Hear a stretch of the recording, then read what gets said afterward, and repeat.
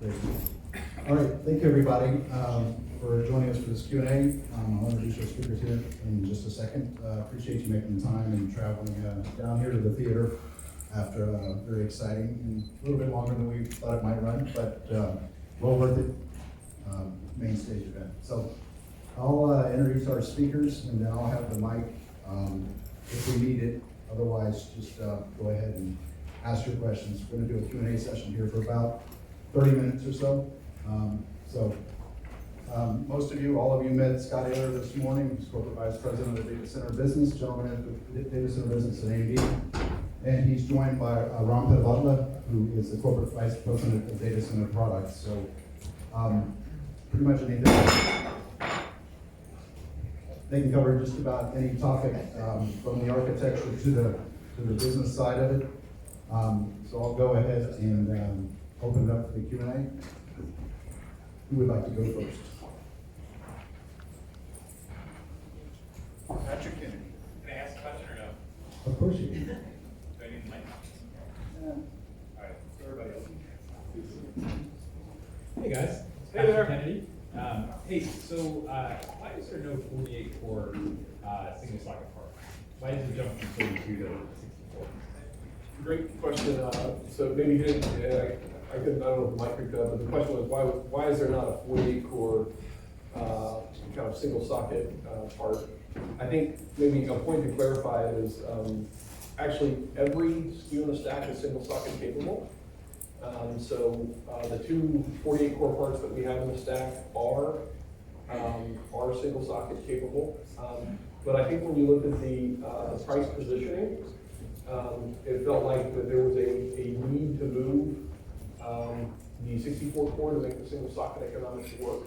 But when you look at the overlay pricing that we had at the 48 core band, it didn't really warrant a unique differentially priced SKU. So we do have the two that are in the standard stack that support single socket as well. Other questions?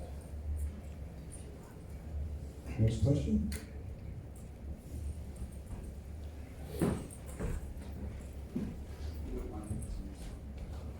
Vincent Derac from Iliad in France. What is your current market share in the server business, and what is your goal with it too? Yeah, so our, we typically use, our kind of source of data that we typically use is IDC, so we're closer to that, he's with Ashish. And we really measure our market share based upon kind of what is the traditional 2P market. There are areas of the server market we don't participate in, like 4-socket. But when you look at considering the 2P market, the end of last year, we were just shy of mid-single digits, so just above 4%, a little at end of last year. And I think you've also heard Lisa publicly talk about the fact that our ambition is to get the double-digit share 4 to 6 quarters from that point. And so when you see the momentum that we have in leadership capabilities from a product perspective, we feel pretty good about that opportunity. Other questions?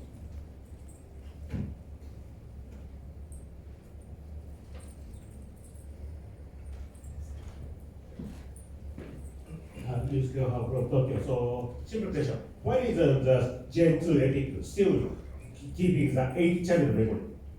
Especially the floating point, the twice times faster and just times core count. So the totally the need of the bandwidth goes to 4 times. But the currently the memory channel is still 8 channels, so the speed is a bit faster, the 266 to 3200. But very big gap because of the memory bandwidth and the required bandwidth. So why do you see?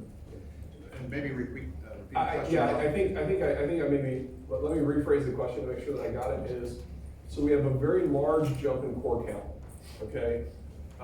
From EPYC first generation to EPYC second generation. So we're doubling the amount of cores, yet we're keeping the number of memory channels the same. We're making them faster, okay? But we're not doubling the number of memory channels. And again, I think the simple answer is this is absolutely what doubling the L3 cache was intended to do. When you look at what Mike, I love the way that Mike said it this morning is, the best way to conserve memory bandwidth is not use it. Well, that's what happens when you have such a large L3. You drive a lot less usage of those of the memory bandwidth, and so that's the provisioning that Kevin and Mike have done that really keep the system balanced, so that we keep a very efficient implementation. And the proof of that is the memory bandwidth that we're able to deliver. At the aggregate level, we're delivering tremendous memory bandwidth compared to our competition, and we have 15 world records on HPC, which is traditionally memory bandwidth-oriented workloads. And I think you also see, I mean, you know, in the event, we showed a lot of third-party benchmarks as well as third-party world records that show, even for kind of memory and, you know, memory bandwidth intense, you know, HPC applications, we see tremendous scaling. So it says that the design points that, you know, the AMD technical team has done is, I think, are kind of well positioned.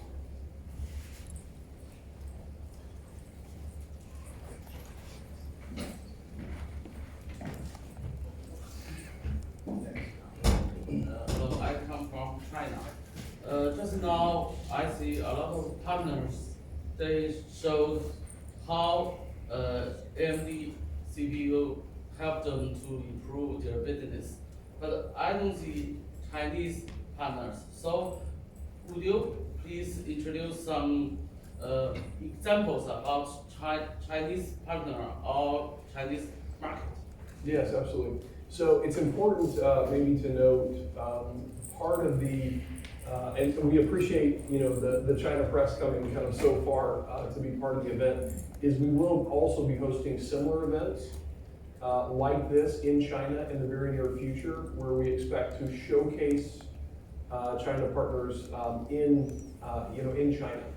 But your question is, in the ecosystem slide, you saw some of the really kind of best and brightest Chinese data center companies on there. So when you look at companies like H3C, companies like Inspur, companies like Baidu, Tencent, are all companies that have been part of the journey with us in EPYC first generation, that I expect that you'll hear more from them in EPYC second generation as well. And a number of those companies are right out here in the partner zone. You walk past them on the way here. So H3C, Inventec, Tyan. So I encourage you after you leave here to go back through the partner zone, and a lot of the products are right out here.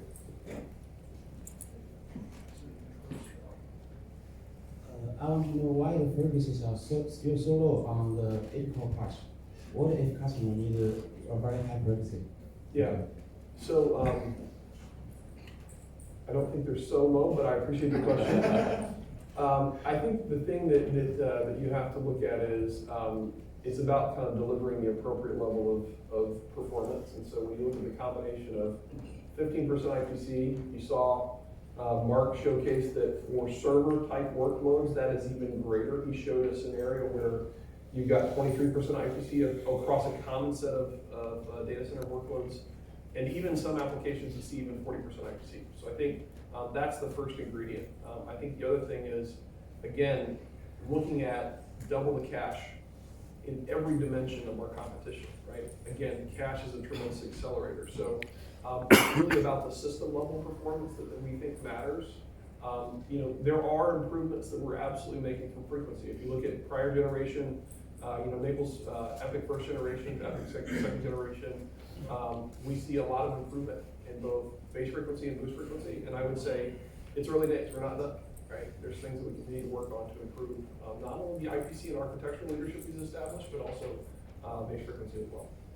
Yeah, and the one thing to add, when we look at the 8-core, the 12-core, the 16-core SKUs that we have, these are targeted to the heart of the market where there's large volume, and we optimize them for a system performance at a system price point to deliver a great performance per system dollar. So you can actually get really compelling performance at these SKUs with lower amounts of memory capacity. So for our customers, it's built on top of the performance for CPU dollar. When you look at system dollar, you have incredible efficiency that we're able to deliver at that low end of the market.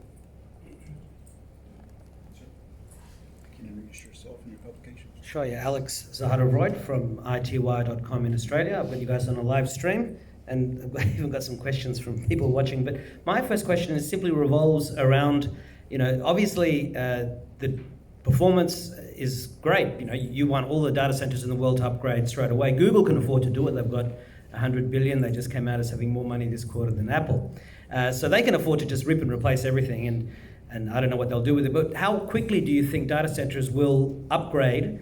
Obviously they have to get their return on investment on their existing technology. Some of them may be able to just put new processors into existing AMD systems, which will save them some money. But how quickly do you think people will upgrade the data centers? What will they do with all the old stuff? Ship it to Africa or something and set up data centers there. And then one of the questions from the stream is, how will the new contracts announced today affect your revenue? Are they expecting it to make a significant difference? And somebody else asked about whether the servers have chipset cooling because of PCI 4. Okay, great questions. I'll try and maybe answer them in sequence and make sure I remember them all. Sure. So I think, what was the first one again? The first one's about how quickly data centers are going to upgrade. Google can do it, but smaller players might take some time. We're absolutely in the middle of a virtualization refresh cycle, right? So if you think about it, the end of service around Microsoft Server, Microsoft SQL Server, 2008. There's end of service that's coming. So we're actually in the middle of an upgrade cycle, and we think it's a tremendous opportunity because people, have the opportunity to think about a better technology choice. And also, we see that, there still is the lingering effect of a lot of the security mitigations that people are kind of considering, hey, do I take a 30% performance hit for workarounds and patches, or do I go update my new gear? So we think there's a couple of catalysts there. Very similarly, VMware ESX end of service on 5.5. So I think, we see that there's a pretty massive opportunity because people, when they think about having to upgrade their software environment, you're naturally forced to think about, hey, can my new operating system, can modern operating systems and the things I'm going to be getting from my partners, can my underlying infrastructure really support that? So I think we're pretty bullish about, not just cloud adoption, but also in enterprise. Because when you look at some of the TCO savings that we're able to establish, the payback's quite rapid, right? Your ability, when you're talking about, saving 40 to 50% OpEx, the turnaround time in terms of recouping the investment is pretty efficient. So in terms of the revenue and the contracts you've announced today, you expect that's going to make a significant difference to your bottom line? Absolutely. I mean, we're absolutely about growing share in this market. The question earlier about kind of our share ambitions, we've been public that will be, again, double-digit share in the next 4 to 6 quarters. And when you see the best in the industry from a cloud OEM and kind of a lot of the, again, great endorsement from Jen at Twitter, that says software as a service providers, enterprise service providers, and cloud service providers are all seeing the value. And when you heard Lisa talk about, the generation on generation improvement in interest, and how people are not waiting. We've earned their trust. They feel like we're more credible, and so they're moving aggressively to adopt at a much faster rate than in the first generation. And that last question was about chipset cooling because of PCI 4. Chipset cooling because of the PCIe 4 lanes. Well, it's interesting. I mean, so when you look at PCI Gen 4, because it has a higher data rate, there are power considerations. But we have very advanced power management on the device. That means that if there's low periods of utilization, that power is not utilized. There are situations where, again, you can heavily load a system, and you'll be delivering kind of more power to the I/O and less to the core. You want to add it? Yeah, Charlie. I think he means how do you cool the chipset? There is no chipset. So there's no sound bridge. Yeah, It is integrated. It is a system on a chip with all of the I/O and everything. Other questions? Yeah, I'm a journalist from South Korea, and my name is HK from Maybe newspaper. And I would like to ask a question on the manufacturing on the EPYC loan processor.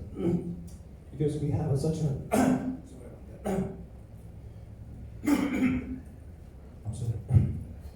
we have such a great trade war between China and US, and we have a trade war between Japan and Korea as well.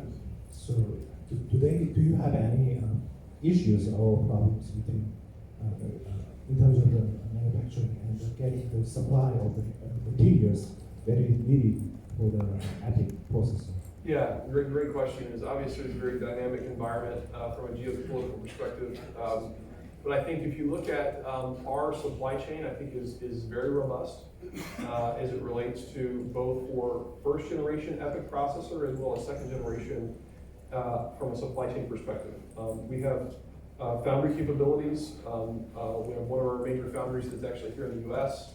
We obviously use TSMC, the foundry in Taiwan, that again, aren't potentially kind of susceptible to this geopolitical environment. And then also when you look at our back-end foundries, you look at kind of our OSATs and the things that we use to do kind of assembly and test, we have a multi-site strategy. That means that we have the ability to assemble and manufacture in China. We have the ability to assemble and manufacture outside of China. And that's something that we've had in place to be able to navigate what is a fairly complex, very complex situation. So there should be no concerns in either the first generation or second generation of EPYC from a supply perspective.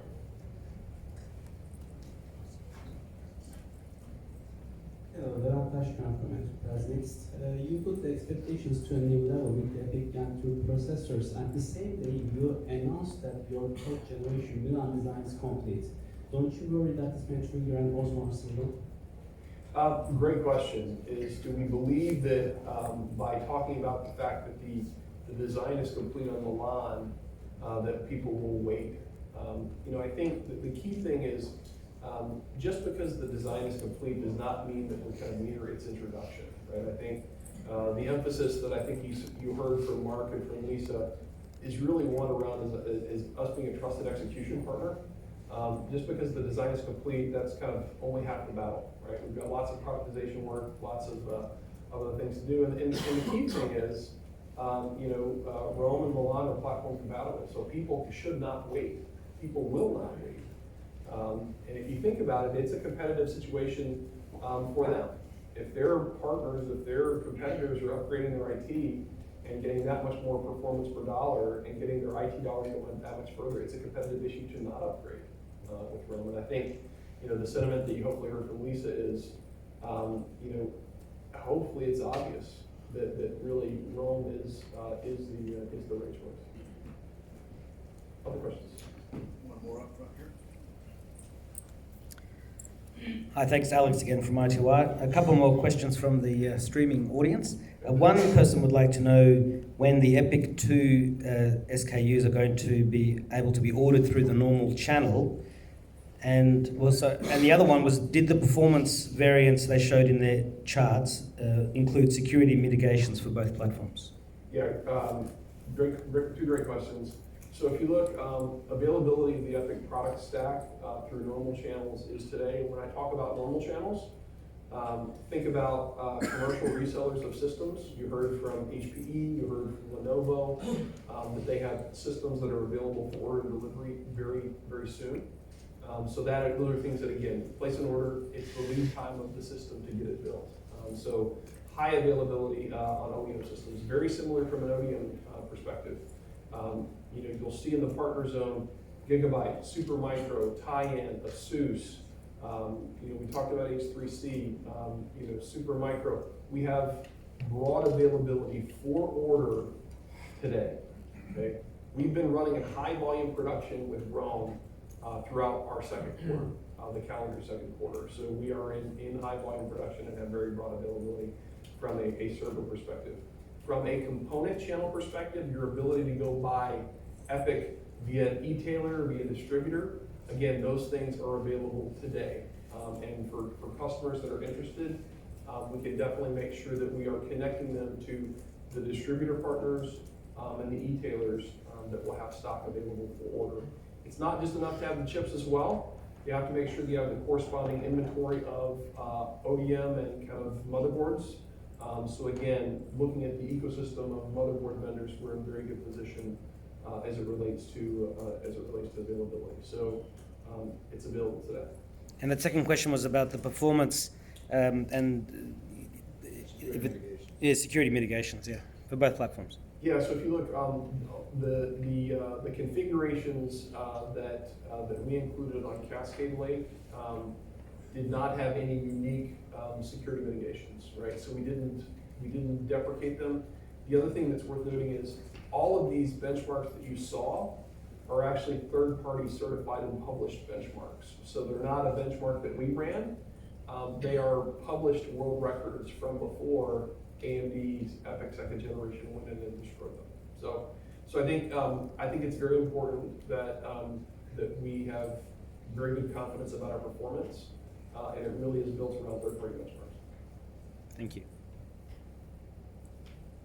Another question?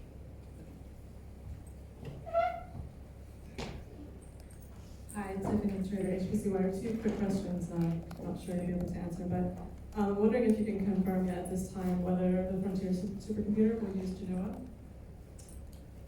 Cannot say, but a great question. And then the other one is, I don't know if there's a Google representative around that maybe I could ask this of. I'm wondering if the Stadia platform will use EPYCs.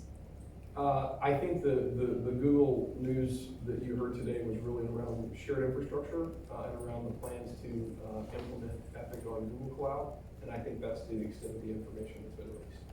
Thanks.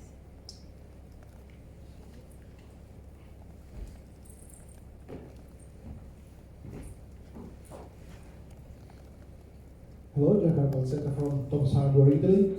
I was very impressed this morning by the changes that you made in the architecture, maintaining the same socket. Considering how flexible this socket is proving to be, are you going to change it in Genoa or not? Wow, that's like a 2 years, 3 or 4 years question.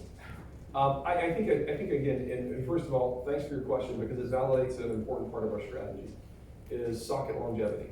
And when you look at kind of the AMD customer base and the AMD potential customer base, I think they should feel very reassured that the platforms that their investments they're making today will have longevity. We know that right now, a lot of our customers that are considering work with our competitor are having to go through a fairly dramatic change in terms of socket between PCIe Gen 4 and PCIe Gen 3. It's public now that Cooper Lake will have PCIe Gen 4, so that's a whole new socket infrastructure that they have to consider doing. And we've now said that first generation, second generation, and third generation EPYC will all share the same socket infrastructure. So I think that's to the extent that we can confirm right now. But it's great to see that you and potentially your readers are seeing the value in socket longevity. We think it's a foundational capability we want to extend. If I can add another question. Actually, I'm asking you because I've never thought of that, but performance per price are so good actually that everybody should change, well, suddenly to the new platform. Are you going to write that? Are you going to write that down? No, I didn't. Your article? I was waiting for your answer. But actually, what's the average amount of time that it will pass before actually the benefit in total cost of ownership overclasses the cost of the old hardware that Yeah, it's pretty variable. If you look, depending on where you're, I'm assuming you're kind of talking about an ODM or an OEM type implementation. From a cloud perspective, it's fairly instantaneous, right? As you move. But again, I think when you look at the OpEx savings that are relevant, I think the payback is reasonable. I maybe don't have an exact number because everybody's TCOs is slightly different. But I think the kind of key thing is, and you saw Forrest talk about it, is we see the typical deployment model where there's two kind of evaluation and deployment models. One is I have a fixed amount of IT budget and I want to get the most performance for that budget. Okay, and that's where in the scenarios we showed here is you can potentially get as much as twice as much compute for the same amount of money. The other scenario is, hey, I'd like to save money on my IT budget. Well, you can also do that and not compromise on the workload. So the retail example that he shared, where you can get the same amount of work done, but with 45% fewer servers. Yeah. I hope my question will make sense. On the PC side, desktop side, AMD creates a lot of technological bridges between the CPU and the GPU. We don't see that on the server side, even though you have a great technology with Radeon, for example. And we know your competitors start creating new GPUs. Even Intel is working a lot on that. Is it something you want to do on the future, or you let your ODM or an OEM create this kind of of bridges? It's a good question. A couple of dimensions around that answer, around how do we think about the benefits of AMD GPUs and AMD CPUs together. You actually saw, and it was a bit subtle in Girish Bablani's presentation from Azure. Actually, that is one of the first cloud instances that leverage both AMD EPYC CPU and AMD EPYC GPU together. And so people are definitely seeing the benefits of those two technologies being together. The other thing beyond what you've seen in the deployments that we have established now with Azure is we also see that there's tremendous benefits in our Vega 20 architecture that is PCI Gen 4 based, and our EPYC second generation. And the ability for us to collectively partner on optimizing performance with PCI Gen 4 is absolutely something we do with Radeon Instinct, but it's not exclusive, right? You see Samsung, you see Mellanox, we partner closely with NVIDIA. You definitely see that anywhere where there's a PCI Gen 4 connection, we have that opportunity. I'd actually encourage you, in the transformation zone upstairs, we actually have an AMD developed evaluation system. It's nicknamed Hero 2, that actually has 2 AMD Rome processors in it, and actually has 8 Vega 20 processors in it, all connected via PCI Gen 4. And they have the capability to showcase some of what that capability will do. So we're absolutely focused on leveraging the PCI Gen 4 advantages on the CPU and GPU side.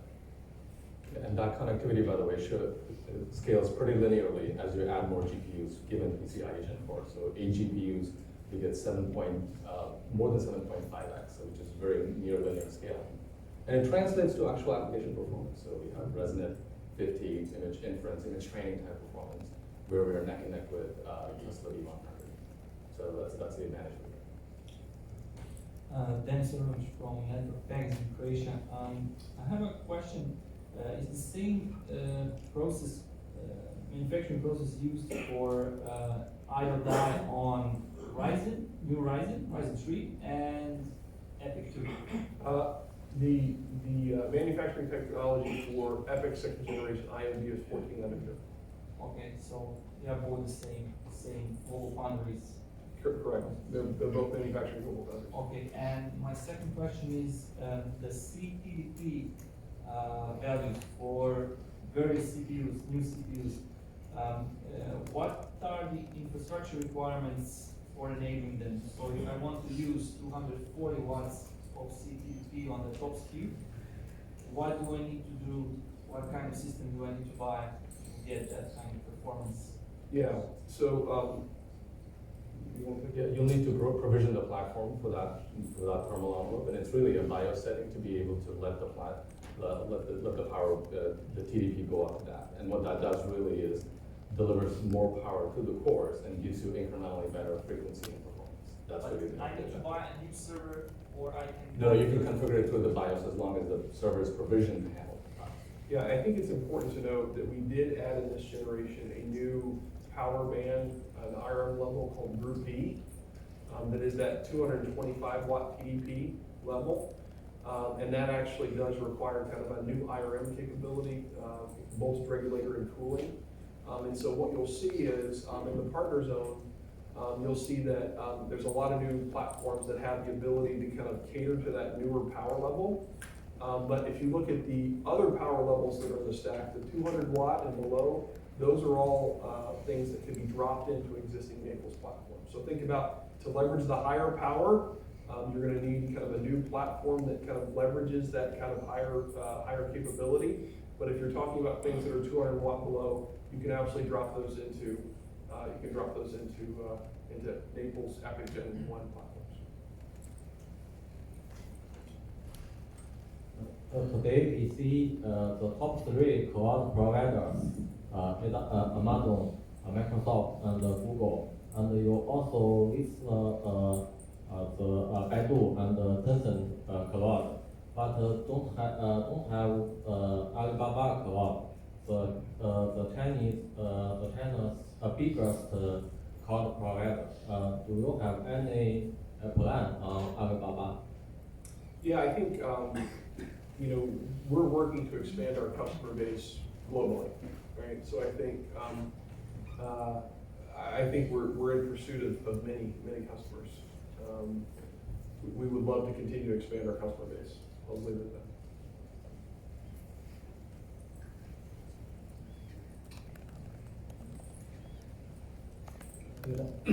Good afternoon. I come from China. Is online electronics. I got one question.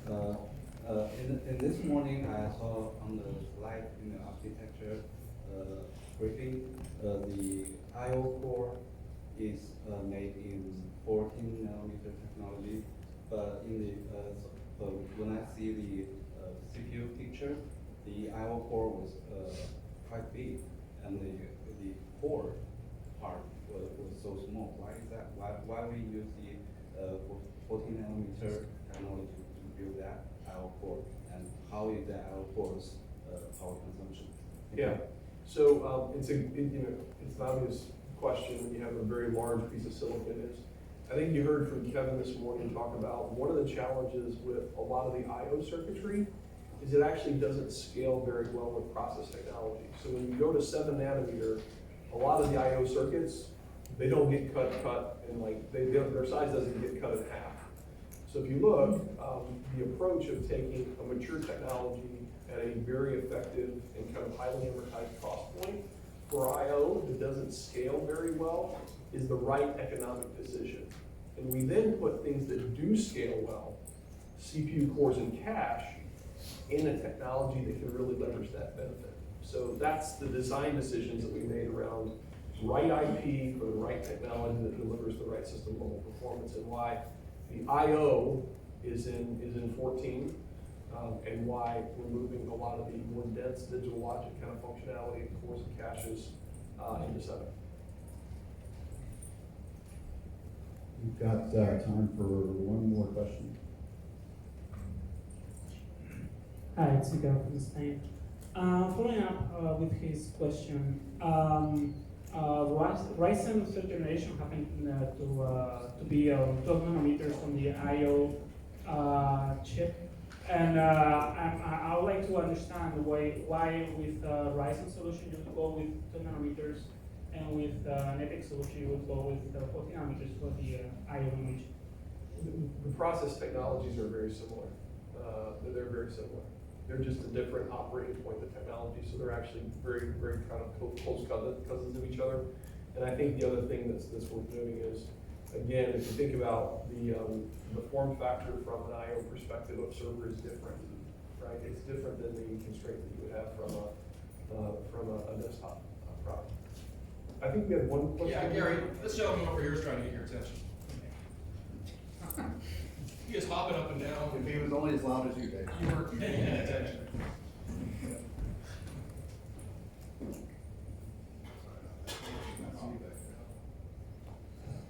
So potentially the demand for these chips is gonna skyrocket. How confident are you in the ability to ramp up volume of production? Probably beyond the volume that shipping so far. Yeah, good question. If you are confident, what gives you that confidence? If we are confident, If you are confident in being able to ramp as quickly as the demand goes up, explain why. Yeah, so one thing that's kind of worth noting is we actually have been in high volume production on this part for a couple of quarters now. And what does that mean, high volume? We've been ramping to kind of fully satisfy the needs of our customers at large scale, equivalent to our prior run rate on the prior generation over the course of the first quarter or so. Okay, so we've already started to see the ramp happen, and we see that we're performing very well.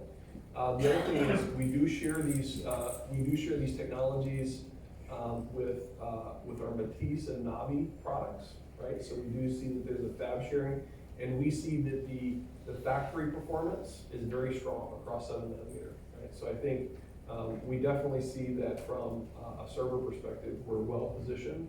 I realize that there may be different SKUs in the consumer world that are in more demand, but when you think about what we do from a server perspective is we have to satisfy the broad portion of the market in high volume over a number of years. So we tend to pick very high performance SKUs, but maybe ones that are highly manufacturable, right? Because we have to have that ability to deliver, have repeatable and consistent lead time. So we've already ramped, it's going well, and we've picked the right performance spots to be able to make sure that these are highly manufacturable in volume. Is that a last question? Okay, well, thank you very much. Just one announcement. We talked this morning a little bit about having a Q&A later this evening from 6 o'clock with Mark before us, Nora. Because we ran a little bit over and we want to give you guys plenty of time and for our partners to have plenty of time to speak with you, we're going to go ahead and cancel that Q&A with Mark and Forrest. But please let myself know or your regional PR support know if you have questions for them that were not answered by them on stage. And we'll do our best to follow up and get those questions answered for you. So I encourage you, thank you very much for coming to Q&A and the events. We recognize it's been a very long day. Please do go to the partner zone and back up to the transformation zone if you'd like to take a look at the demos. There's food and drink available now, and the bus to head back to the hotel. Catch that early, starting at 6 o'clock. And we'll have dinner back there at the hotel as well. Thank you very much. Thank you, Ron and Scott. Thank you.